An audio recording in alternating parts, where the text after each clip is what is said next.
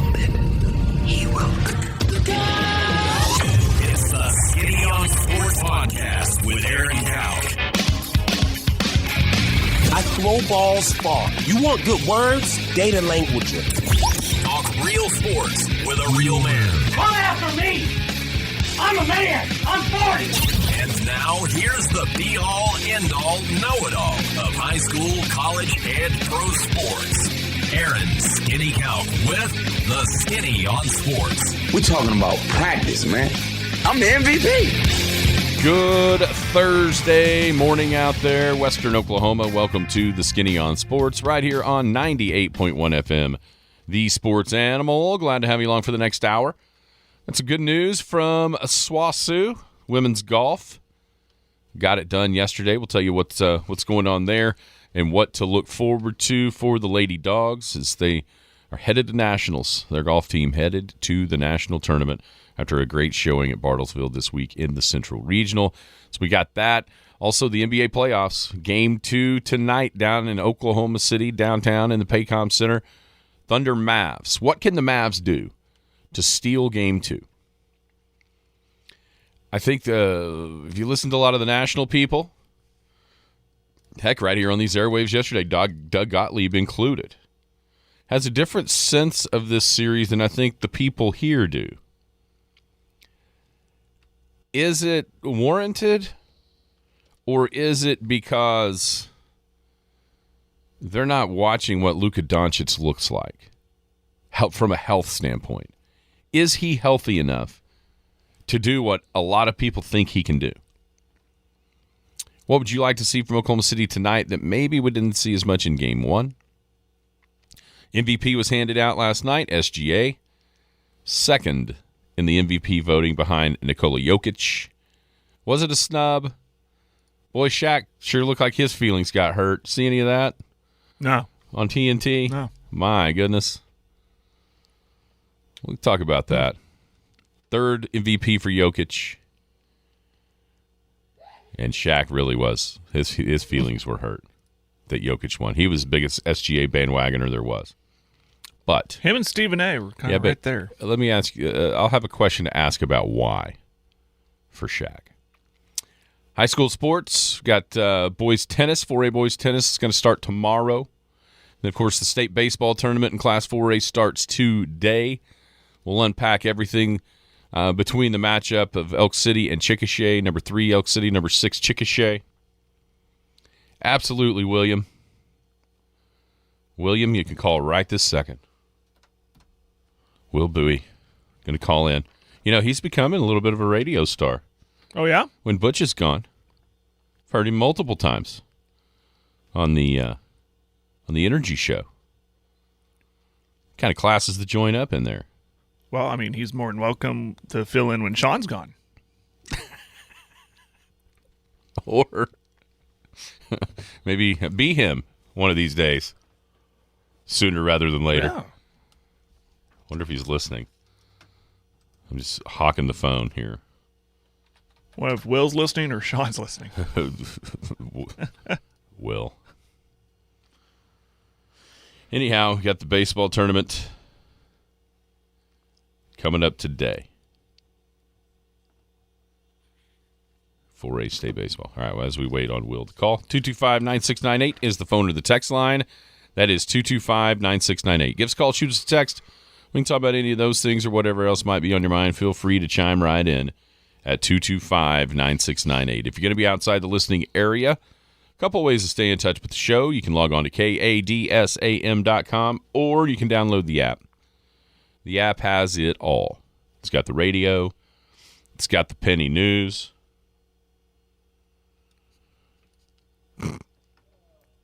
Free edition of the the print edition of the Penny News out everywhere today. Pick up a copy of the Penny News at your favorite local newsstand. I'm telling you right now, the text line's funny so far today. It's good stuff. Big Elk and Paragon TV, Big Elks and Chickasha, 4 o'clock. Big Elk TV State Baseball Tournament. We'll have it covered for you live. And, of course, the Skinny on Sports podcast is available each and anywhere where podcasts may be available. What do you think, Jared? Do you think it's going to voicemail? Yeah. I thought we had that fixed. I don't know anymore. I don't know. Hey, can I filibuster? Yeah. And it's like not sports related, but it's Oklahoma related. Did you see the latest trailer for the movie Twisters? No. You know, they debuted one during the Super Bowl, and now they come out with a second trailer. No. Poor El Reno got absolutely destroyed in this trailer. Oh, no. Yeah, and you can tell it's El Reno because the water tower that comes crashing down says El Reno on it. What was it? It's just like the old movie. There's a lot of Oklahoma references in it. Was it Wakita? It was Wakita, the last one. Wakita was the... Yeah. Was that where they were like at the nighttime one? Was it seem like yeah, was that yeah. where everybody was out watching the drive-in movie? Well, that was like at Canton. If That was you listen Canton. closely, you hear a radio report said, and we're just getting reports of a drive-in movie theater in Canton that just got hit.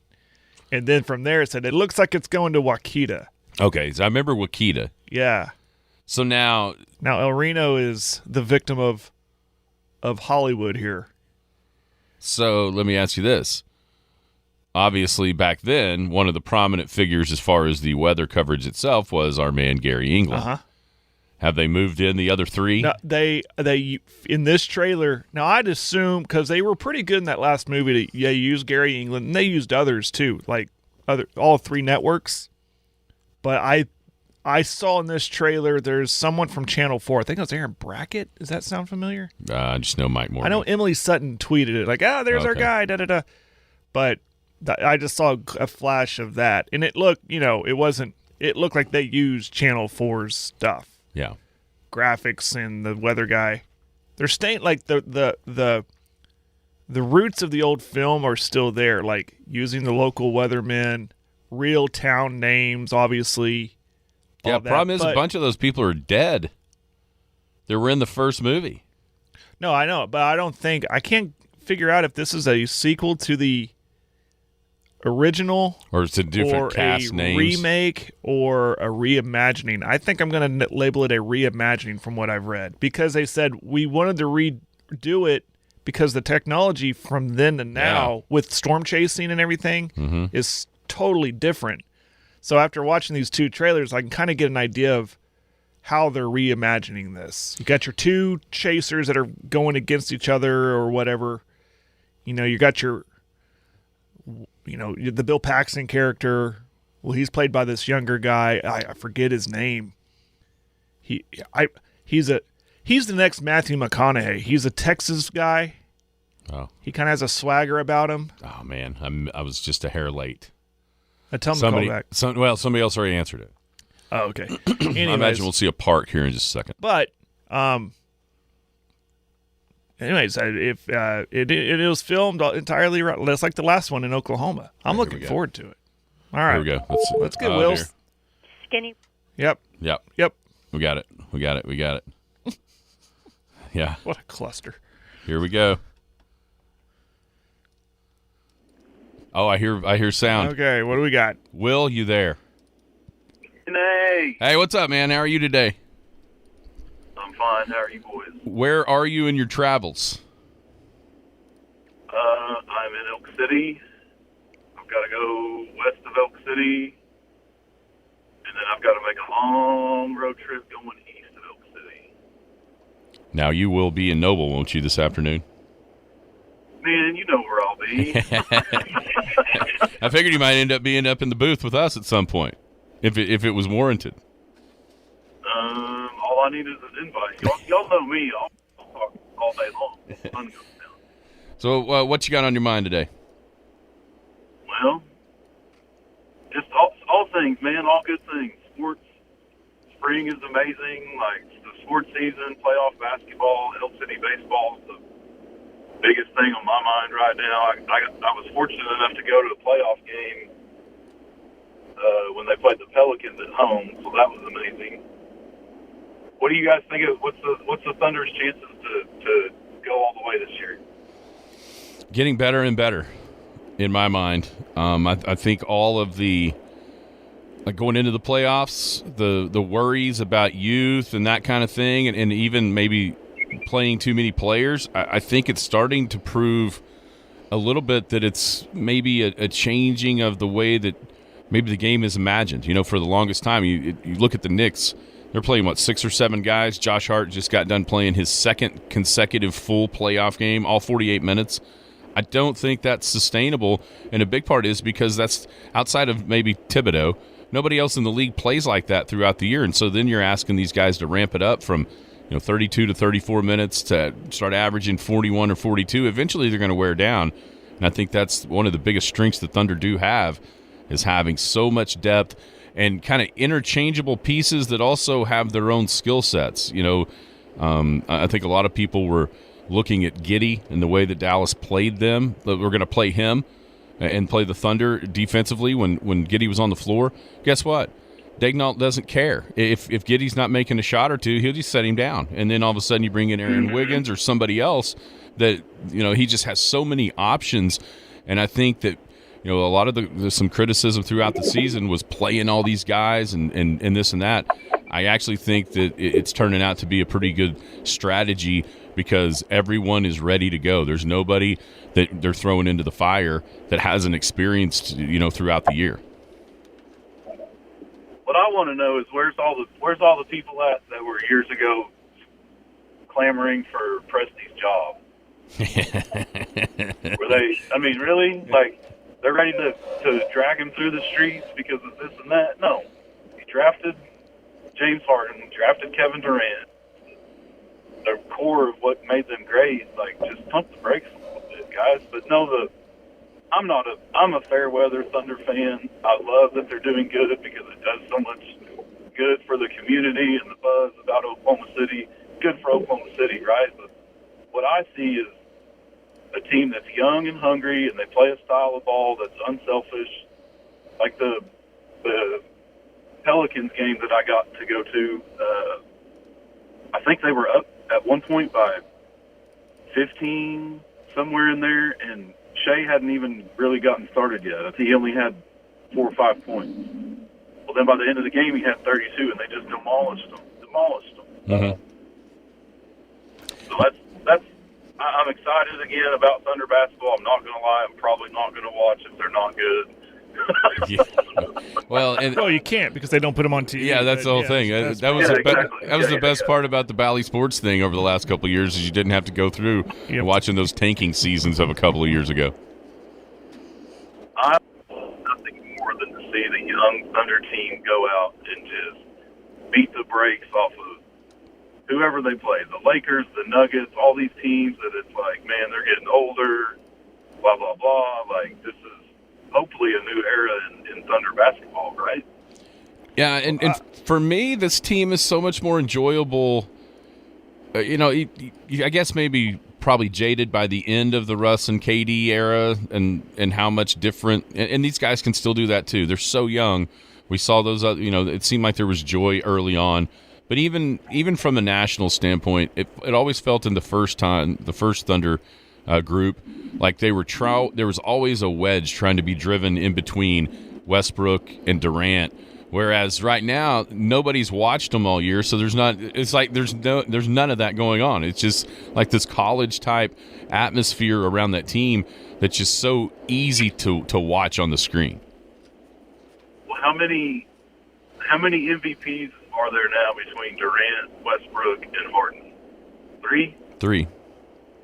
So can you, in the NBA, when those guys are so talented and they all have an ego, I don't care. It may not be as big as ones, may not be as big as the others, but my point is, you can't get to that level and have 3 big egos on the same team and expect for that to stay together because those guys want to be the man. They don't want to be they want to be the man that carries the team. I loved Russell Westbrook until the triple double. It was incredible what he did, but that was not the best thing for the Thunder to win basketball games. I think he's an amazing player. He's an unbelievable athlete. Don't get me started on Kevin Durant. Anyways, I'm done talking about NBA basketball. I want to talk Elk City baseball whenever you guys are in. Final thought about the NBA, about the Thunder anyways, for me, is I hope that you talk about egos, and I've said this before, is that this is a fun team because those egos haven't been infected into the locker room yet. They're playing as one. You see in their post-game interviews, and they're not selfish and all of that. I just hope, I'm not suggesting, I'm hoping that we talk about a window, a championship window. I hope it's not as small right now because, eventually we're going to have to talk about money. We're going to talk about contracts, moving some pieces, maybe some key role players from the bench that want bigger roles and bigger money, and things get shook up. Back in that first iteration of the Thunder, that all that talk was they're so young and the windows is going to be so wide open, they're going to win multiple championships, and it never happened. I'm hoping we're not seeing a repeat of that when further down the line where these guys kind of realize, I can make more money in this market, or man, if it wasn't for this guy, I could, and then maybe we'll start hearing that stuff from the media like, oh, I heard SGA is not too happy with Chet or whatever. So my point is we better strike while the iron's hot, whether it be this year or next year, winning big. I hope I'm wrong. I hope you're wrong, too. All right, what do you think about today? Obviously, Chickasha came out here about a month ago and beat the Elks 5-4 on a home run in the seventh inning by Lane J, the freshman that has kind of worked up their lineup. He started kind of down toward the bottom. Now he's hitting two-hole for a lot of this run for them. Obviously, though, the guy on the mound today is different than anybody else that basically in the state of Oklahoma, and that's obviously Cash. Yeah, I was at the Chickasha game when they played here. On paper, it's like, yeah, they gave up a home run, but the wind was blowing 25 miles an hour out of the south. I watched the whole game from the first pitch to the last. I'm not discrediting the kid hitting a home run because a home run's a home run. But at the same time, he was a right-handed batter that hit an outside pitch stuck his butt out, just trying to make contact, flick of the wrist. The ball got up in the air, and it went over the fence. So I'm not going to sit here and act like it was an absolute laser shot out of the park, like, holy cow. I mean, I think those guys can hit. They're going to put the ball in play. So, I think this is what I see. Elk City is going to be absolutely on a mission. Because think about today. Okay, they lost to Chickasha. I told some of those guys after the game, I said, let them have this one. Let them have this one. I said, because when it comes to playoff time, they don't want to see Cash Mayfield. I guarantee you that. And I said, and today, after the game, this was me talking to a couple of the kids after the game. I said, today, it took their very best, their number one and their number two pitcher, and a wind-blown home run ball for them to beat you. And I said, and we threw probably our, number three, number four guy. So, don't let them have it. Let them have it. Let them get that confidence. Because when it comes down to the games that are really going to matter, I don't think they're ready for what's going to be on the mound today. And you hit the nail on the head. Is he hands down the best pitcher in Oklahoma? I don't know, but if there's a better one out there than Cash Mayfield, I'd have to see it with my own eyes. Well, if you read the Oklahomans preview, he didn't make the players to watch. So if he needs any kind of little extra motivation, which I don't believe he does, but if he does, that's pretty amazing to talk about players in the Class 4A state baseball tournament in a statewide publication and not mention the guy that's signed, committed to OSU before he ever threw a varsity pitch, that is signed, sealed, and delivered. And, oh, by the way, if you've been to any game he's pitched in all year long, you see these like 30 or 40, 50 strangers in the crowd with these little weird things they hold up every pitch. Those are those Major League Baseball scouts that it looks like there's a fair chance that one of them might tell his team to draft him in the first round of the baseball draft this year. Pretty crazy for a guy like that not to be able to make it into the players to watch category by our state's publication. Yeah, but I mean, he's not I mean, it is. I didn't read the article, obviously. It's not worth your time. Don't do it. Okay. But if he's not a player to watch, then my opinion on that would be he's a national player to watch. Yeah. He's not a player to watch. You can't watch him now because everybody knows what he is. So it's like maybe the Oklahoman's going to give a little bit more credit to these guys who aren't so hyped up. So that's kind of the way I look at it. But at the same time, like, is there anybody else in this state tournament that's going to be throwing, 95, 96, nasty changeup, nasty curveball? Like, is there anybody else that's a pitcher that is that good? No. Probably No. not. I'm going to guess, I didn't read it, Aaron, because of what you just said, so I'm not even going to give it the time, but I'm going to guess the players to watch were from, I don't know, Blanchard, Tuttle, maybe in the listening, That's or it. the reading area, the That's metro area of and- the Oklahoman. It's all about selling papers. That's what it is. And here's the truth of it, man. I'm not knocking down any of those guys. One of them. That's not what I'm doing either. No, One of them's committed to go play baseball at UCO. That's a great accomplishment. I'm not knocking them. I'm knocking leaving him out. Right. Oh, yeah, I understand. Yeah, those guys, guaranteed that they can play. We all know, when you look at the last 2 years, the same two teams have played in the state finals both years. Blanchard won 2 years ago. Tuttle won last year against each other. And that's the mission, I think, that you mentioned earlier for the Elks is to not only break up that party, but to have yourself in position to win for the first time in school history. All right, Will, you know what? Have a good day. Be safe. Be careful. And we'll see you down there, all right? Yep, I'll see you guys in Noble. All right, absolutely. All right, see you guys. See ya. All right, it's our man, Will Bowie, joining us for a little bit. Listen, I was alerted of this yesterday. I actually went to look for it, and then I got distracted to see if there was a baseball preview. I went ahead and took the time to read it today, and it's baffling. And it's an epitome of something that you've talked about a lot ever since we've had the show, and we talked about high school sports. The slant in the metro area is obvious, and probably to a certain extent should be. But this is a totally different level of cluelessness. I'm not even going to call it disrespect. I'm just cluelessness. You're talking about a guy that if you look right now on ESPN's rankings of a big board for the Major League Baseball draft, he's 23rd. Not 23rd in the state of Oklahoma, not 23rd in the region, 23rd on the big board of the scouts in the draft. And it's not even worth mentioning. I mean, you've got to wonder if the poor guy that wrote the article even knows who he is. And if he doesn't know who he is, somebody else needs to write that article. Period. End of story. Now, I know it's easier, and listen, Coach Draper and Tuttle, they absolutely deserve to have the feature of that story written about them because they are the defending state champs. They are the one seed. They did replace a ton of production off of last year's team, and are right here with a better record than they were a year ago going in the state tournament. They deserve every bit of the praise that they got. That's not what I'm saying whatsoever. Yeah. But the fact that you're going to write a preview of a 4A baseball state tournament and have a dedicated section of players to watch and not mention Cash Mayfield in that players to watch is asinine. It's absolutely asinine.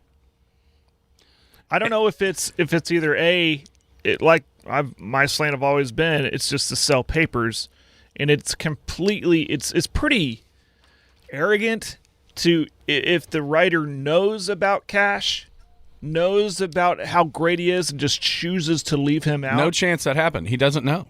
It's ignorance then. It's ignorance. That's it's ignorance. Insane to me. And this is an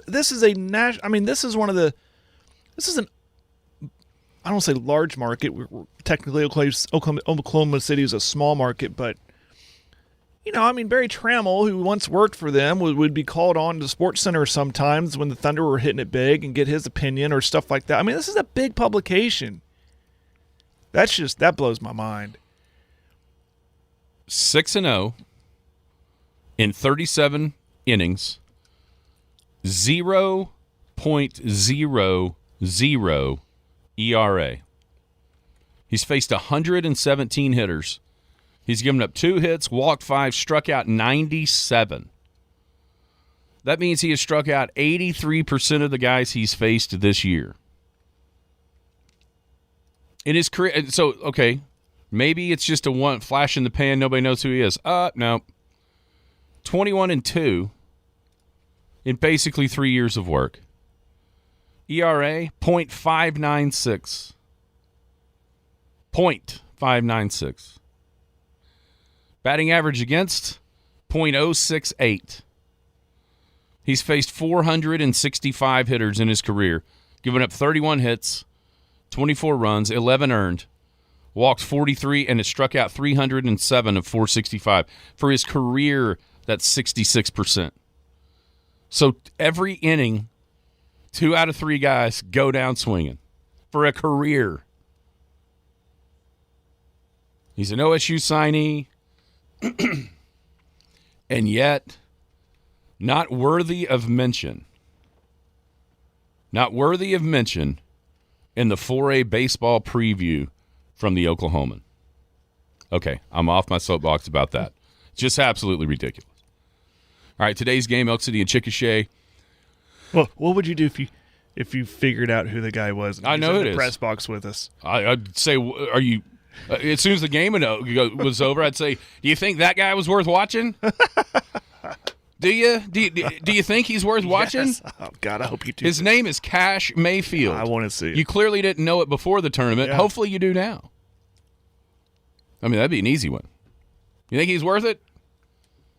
Think he's worth getting your little pass to get in here and watch that deal? Anyhow, this is going to be the 4th meeting between these two teams. And I say the last 2 years, listen, I'm not going to tell you I'm not going to tell you that I know anything about Chickasha baseball before last year, but I do know that last year was Coach James' first year, and he's completely revamped and turned the thing around. It's been awesome. He's a guy that's, for him as a head coach, I went back and looked, and I think this is his 16th appearance in the state tournament. He's got a title from Plainview back in 2000. His personal, him. Cool. But these two teams have met. This will be the 4th time the last 2 years. The Elks won both of them last year. They won 11-2 down at Chickasha. They won here in the regional tournament 2-0. Just so happened that the pitching matchup that day is what I assume the pitching matchup is going to be today with Mayfield against Leighton Bryan. He's a junior for Chickasha. He's fantastic on the mound. This could be one of those games where a run or two could be enough. Mm-hmm. And I think that because of that, I think you're going to see both of these coaches with obviously with Cash's dominance and the inability of anybody to make contact. I think you're going to see Coach James maybe play a little bit differently. Bunt some, make him cover bunts, make the Elks work. Trying to manufacture anything. That's right. Because I know he's got enough confidence in his guy that he does. He's thinking just a couple will be enough. And I would agree with that. I think if somebody scores 3 runs, they're going to win this game. Whether or not anybody can or not, we'll find out. But Chickasha won here 5-4. I do remember that day. We were at Weatherford or at Clinton in that I-40 tournament on that Saturday, and the wind was howling out of the south. Chickasha won 5-4. Lane Johnson hit a home run in the first inning. Chickasha scored 4 in the first, helped by some Big Elk errors in that first inning. And then Elk City came back. They got it tied up going into the 7th, and then Lane J hit a game-winning home run in the top of the 7th inning for a 5-4 victory there. The Elks, I mentioned Coach James, all those state tournaments. All Jay's done is make them all. He's only had 3, but he's been there every single year. The Elks back-to-back semifinalists, losing to Tuttle both times in the last couple of years. Won the first year just a heartbreaker after Jason Holder hit that home run. Matter of fact, at Noble that day, hit a home run in the top of the 7th for an insurance run, led 6-4 and ended up losing 7-6. Then last year, jumping out on top early, and then Tuttle just kind of, that one inning, and it was bunts that kind of got the Elks flustered, and there was all kinds of stuff going on in the stands below. It was just a wild scene. Wild. Yeah. It was a wild scene for about 30 minutes, and the Elks just didn't handle it as well as Tuttle did that day. And so, but that doesn't matter about Tuttle today. It'll be Elk City and Chickasha. 4 o'clock is the scheduled start time for the Big Elks and the Chicks. This team, first time 3 years in a row, Elk City has made the state baseball tournament. Senior group, as their 3 varsity years, 90 and 18 going into the state tournament today. So it's one great run. You think about like Drake and those guys kind of building the foundation. Yeah. These guys, to me, have been the ones that have set the standard. Like, okay, here is where we're at. Now you guys younger than us, take it and run. You know what I mean? Yeah, Like, yeah, absolutely. That's just kind of the layers that I kind of see how it works with these guys. That's how it works. That's how you build a program. And so you just don't hope you get a flash in the pan with a heavy senior group that's really talented and they move on and then you take a step back. Hasn't been that way. We've seen it with the football program. We're seeing it carry over in other sports right now with baseball. And that's how you want it. So that's right. That's the blueprint of how you want it. You see it with other successful programs. That's how it's done right there. So you're right. You got to give those guys credit. Those guys who started it. That's right. Yeah. And I bet you will see some of them today. I bet we will too. 4 o'clock, Big Elk TV is where you can watch it. Elk City and Chickasha quarterfinals of the 4A state baseball tournament live from Noble High School. When we come back, weather looks great, by the way. I'm checking it does. out. Little northeast breeze. That's about it. Which will be blowing in, which will only help those 2 pitchers on the hill. Yep. Hanging out here on a Thursday, state baseball tournament Thursday. So we'll have the Big Elks and the Chickasha Fighting Chicks, 4 o'clock, BigElkTV.com. Now, here's the deal. Today and possibly tomorrow, we can do live video streaming from Noble High School. We'll have it live. We'll have it videoed today. If the Elks are able to win, we'll have that tomorrow at 1:30. If the Elks advance to the finals on Saturday, these games are at Bricktown, we will not be able to provide live video. We'll have the audio. I would imagine we'll probably have it on the radio. Be my guess. I don't know that for sure, but I would almost guarantee Cool 94 will have the baseball game if it's in the finals on Saturday. Yeah, and you could listen. You can listen live. You could tune into Big Elk TV live. You can see a scoreboard for audio to see the scoreboard or what have you. Right. Now, what we can do is record video of that state title game, potential state title game, and then we can post it back later on the archives at Big Elk TV with the full video broadcast like you'll see today and hopefully tomorrow. So that's not our... Like 24 hours later or something like that. It's not our deal. It's the OSSAA NFHS agreement deal. We'd be more than happy to have that live video for you if it occurs on Saturday. We just can't, but we will. It's better than it used to be.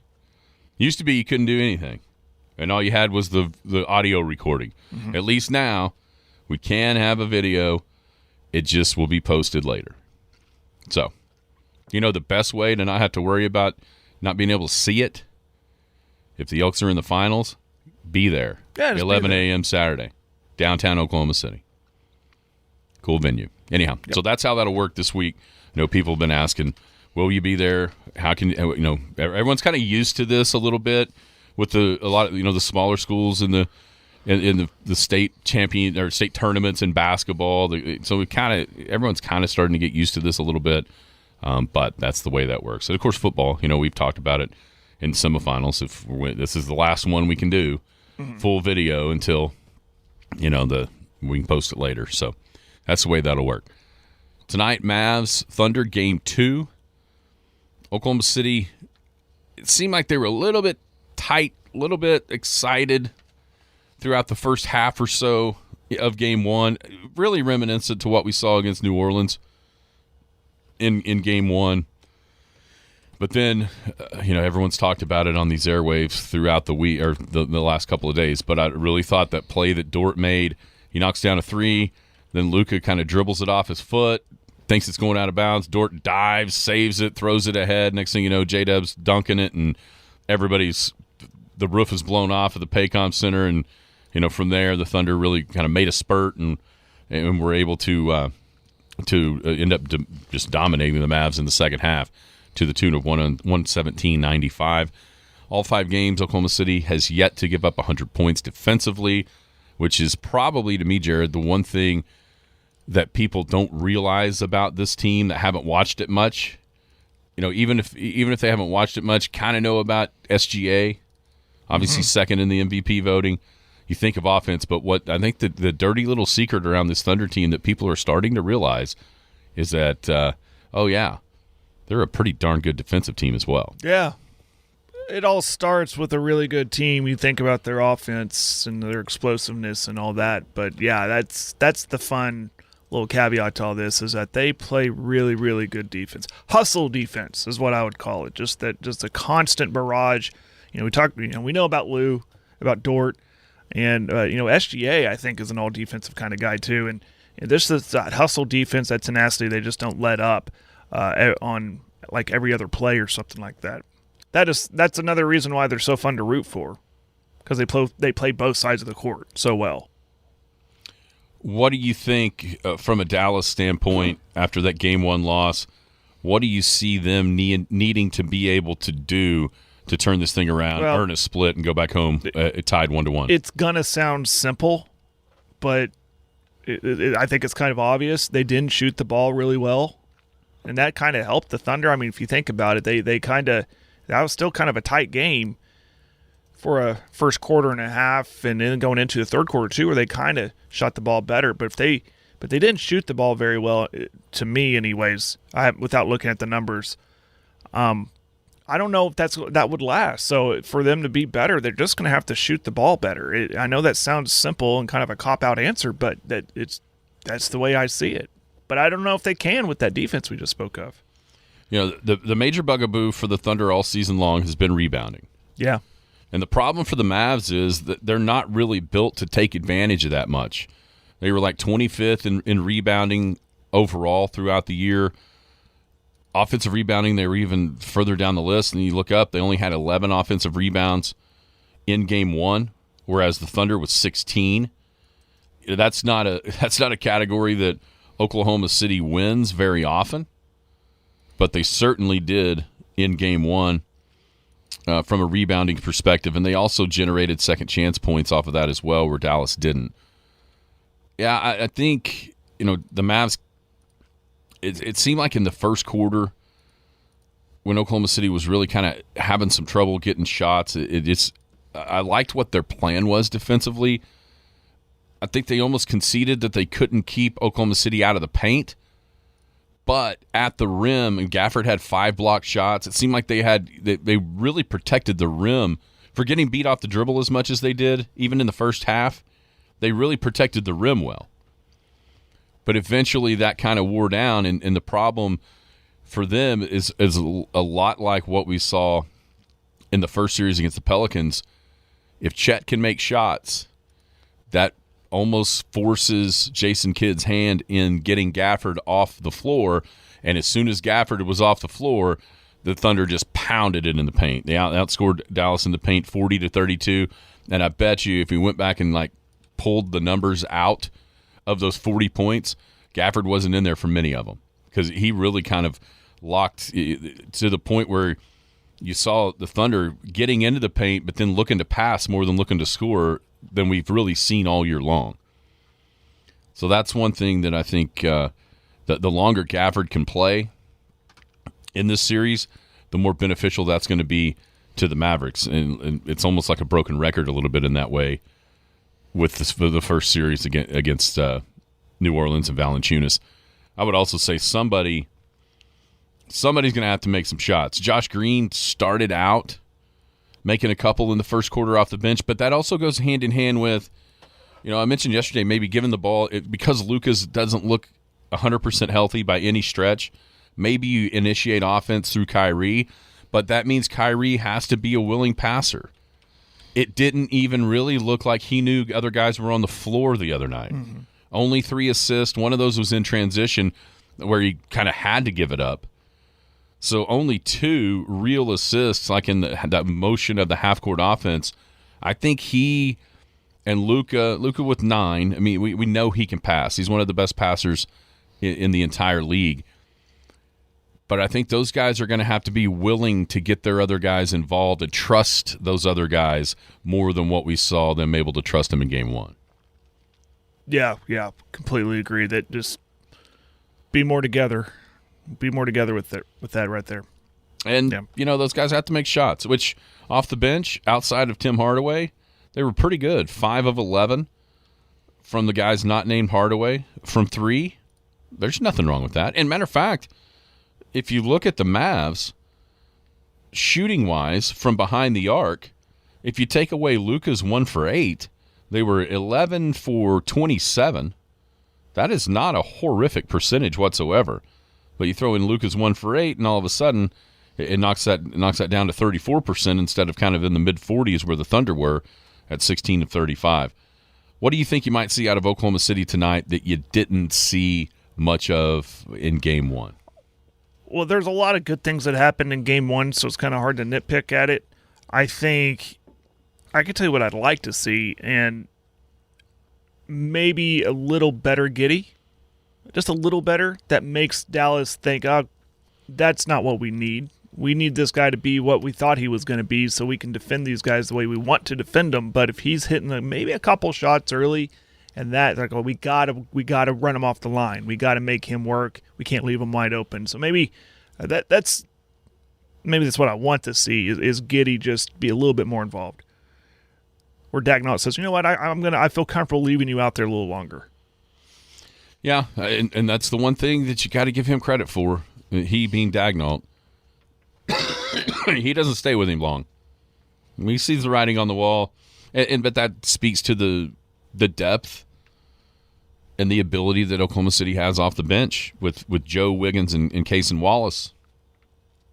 He trusts every one of those guys, and then of course that then makes a big part of why the Thunder were able to beat their guys off the dribble, but then always have protection at the rim was the fact that they could hide Gafford on Giddey, and he was always right around the painted area where it's just one step, and he was able to challenge as help defense.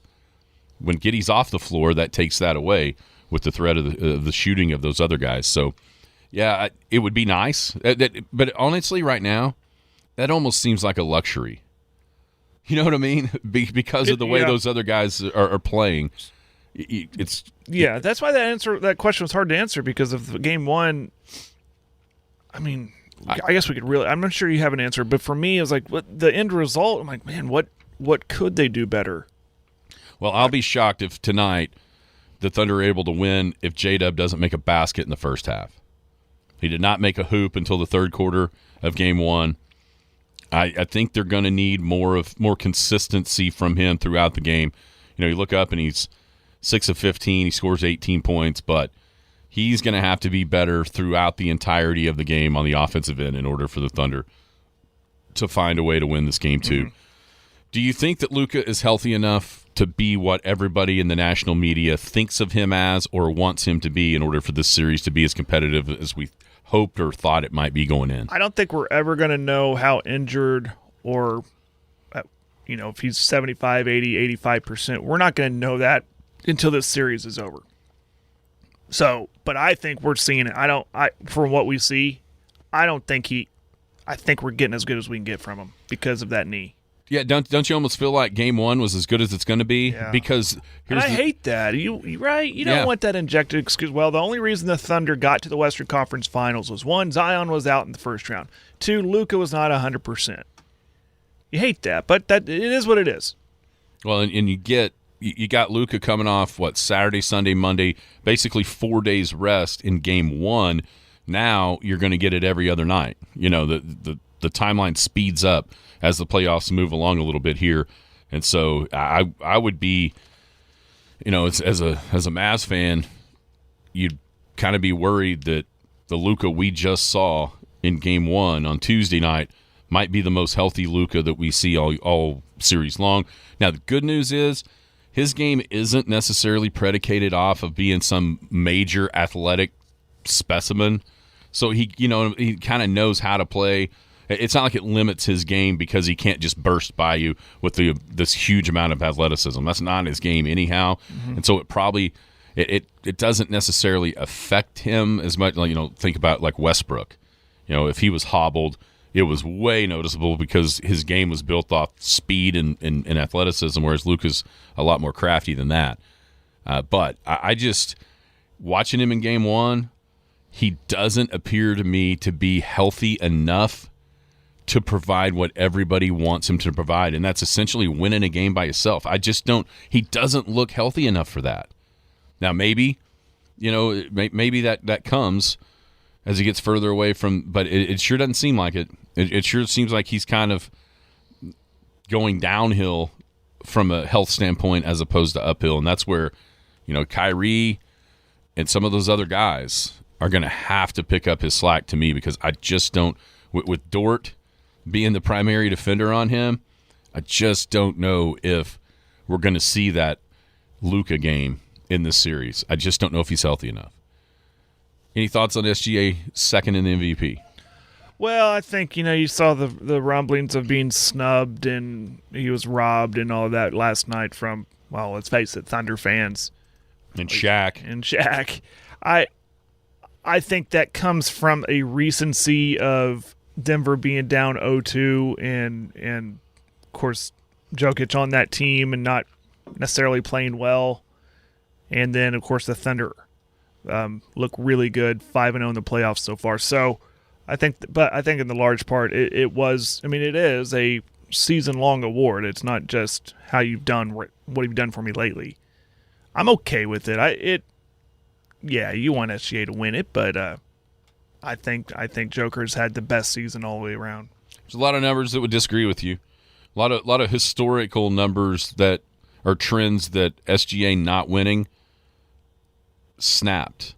Like, for instance, he's the first guy ever to average 30 on the 1 seed in the West and not be the MVP.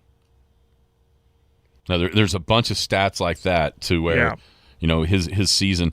I get to here's what I get to. Now, take him off of the Thunder, take Jokic off of the Nuggets. I think the Thunder probably are deeper, but they're always going to, looking for the head of the snake. But when you go back to where this season started, the Nuggets were probably the favorite, if not the second or third favorite in the entire league. They're the defending champions. And the Thunder was this young group that made their way into the play-in game a year ago and didn't even make the playoffs. And for him to lead a bunch of college-aged kids to the number 1 seed in the Western Conference in this loaded, everybody agrees it's a loaded Western Conference, that's the part where I have a hard time with him not winning that award. And all you had to do was look down the stretch when he didn't play some of those games on the East Coast where he wasn't in the lineup. Yeah. Thunder lost, 4 or 5 in a row? Yeah. And then they turn around and they haven't lost since he played again. 5 straight to end the season, 5 straight in the playoffs so far. So that would be, he put up the numbers that were necessary, and he also, to me, elevated a team that was expected, for one thing, to a level that nobody saw coming. That's where I would kind of lean. That's where I would lean a little bit in SGA's favor. Right. It was hard to buck the trend, though, of, let's face it, the media kind of already crowned Jokic way back in, like, March. Yeah, and I mean, he almost averaged a triple-double. I mean, his numbers were incredible.